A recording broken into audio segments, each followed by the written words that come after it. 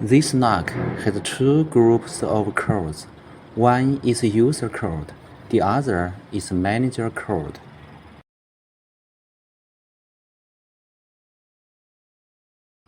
The factory setting user code is 1, 2, 3, 4. The factory setting manager code is 1, 5 line. To change user code, please press the button, the yellow light on. Input your new user code and confirm.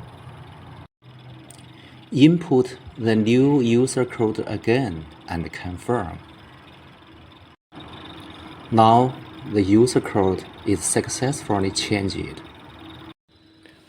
To change manager code, please press the button first.